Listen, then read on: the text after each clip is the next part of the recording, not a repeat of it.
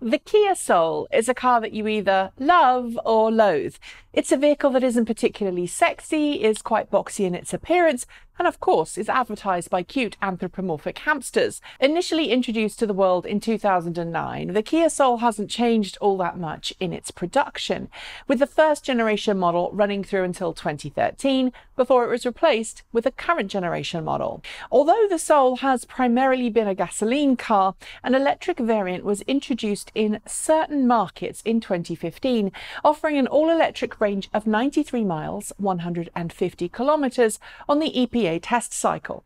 Treated as a compliance car in North America, the Soul EV was priced higher than a Nissan Leaf, but offered more load carrying capability as well as some nifty in-car HVAC tech to ensure as little energy was required as possible to keep driver and passengers comfortable. Back in January, Kia quietly announced the Soul EV's battery pack would be increasing to 30 kilowatt hours, resulting in an EPA-approved range of 111 miles, that's 179 kilometers per charge. While that made the Kia Soul EV a little more capable in terms of range, it didn't really do a whole lot to increase the car's sales, especially when other vehicles like the next generation Nissan Leaf and, in certain markets, Tesla Model 3, Zoe 40 and Chevrolet Bolt EV offered a whole lot more range for not a whole lot more money. Given its limited range and limited sales availability, I and others, I presume in the industry, assumed that Kia would retire the Soul EV when the Kia Niro EV launched this year.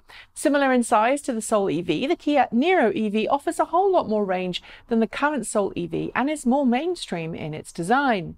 To be honest, I don't think many people would have minded, although I will admit that I'm a fan of the Soul and the Soul EV, and not just because of those adverts either. Yet, it turns out that Kia is indeed keeping the Soul EV around when it introduces the next generation Soul next year.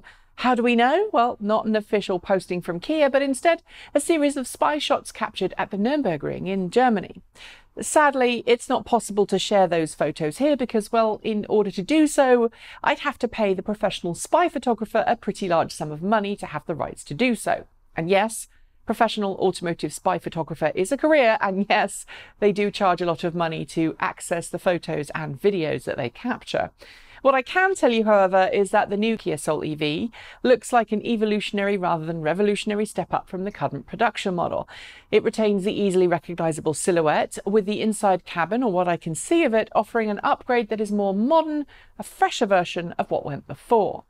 On the front bumper of the Kia Soul EV, which looks a little higher than the previous version, there's the same charge door as on the current Soul EV. It is, however, a little smaller, which suggests that Kia is switching from the CHAdeMO DC quick charging of previous models to the CCS combined charging port that it's now using.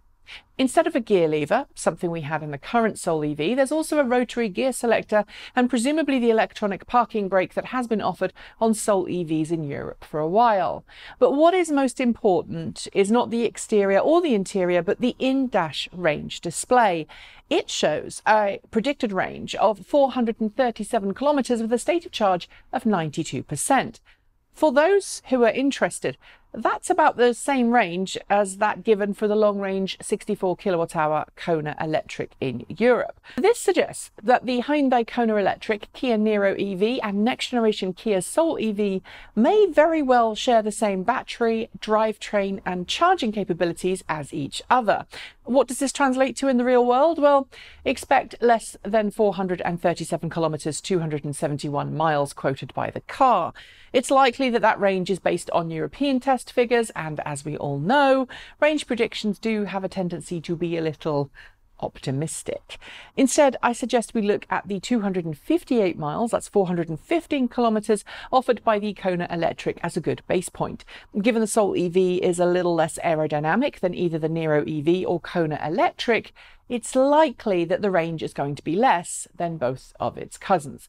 It's also worth noting that the battery pack sharing between multiple Hyundai Kia vehicles is very important too, as it suggests the company is leveraging economies of scale made possible by sharing common components across multiple vehicles to lower sticker prices for consumers. They've been doing the same thing for petrol engines for years.